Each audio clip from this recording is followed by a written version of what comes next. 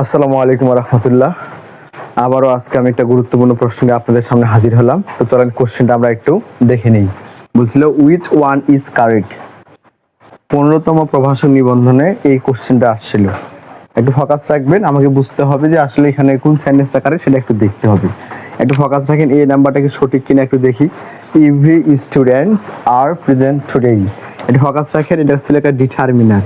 এই ডিটারমিনারটা যেহেতু singular, so আমার নাউনটাও কি হবে সিঙ্গুলার, কিন্তু এখানে দেখতে পাচ্ছি কি প্লুরাল, এই কারণে এই নাম্বার অপশনটা কি আদৌ হবে না।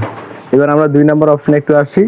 বলছিল 10 কিলোমিটারস, অবশ্যই এটা একটা ডিটারমিনার, তবে এই ডিটারমিনারটা অবশ্যই কি বলেন প্লুরাল ডিটারমিনার। আর কিলোমিটারস এটাও অবশ্যই এই নাউনটা কি প্লুরাল নাউন। ফোকাস রাখতে হবে যে 10 কিলোমিটারস, যদিও মনে হচ্ছে কি আমাদের এটা প্লুরাল, কিন্তু আসলে এটা প্লুরাল নয়। কেন?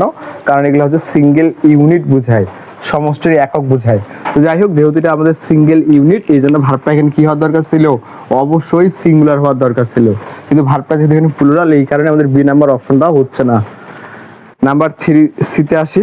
2/3 of the student goat dress. একটু ফোকাস রাখেন, এই যে ভগ্নাংশের ফোকাস রাখবেন। ফ্র্যাকশনের যে বিষয়টা, যদি কখনো লবের মান 1-এর থেকে বড় হয়, এখানে 2/3 ছিল, জিনিসটা ছিল এরকম 2/3। তার মানে অবশ্যই লবের মান যেহেতু 1-এর বেশি, তার মানে হরের সাথে একটা অ্যাশ যোগ হওয়ার কথা ছিল, মানে এখানে থার্ডস হওয়ার কথা ছিল।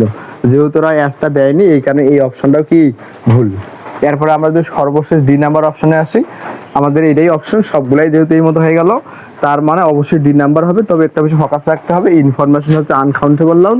আর আনকাউন্টেবল নাউন বাক্যের সাবজেক্ট যদি হয়, তাহলে অবশ্যই ফোকাস রাখতে হবে ভার্বটা কি হবে সিঙ্গুলার। তার মানে ইনফরমেশনটা হচ্ছে আমাদের আনকাউন্টেবল নাউন। কোন নাউন?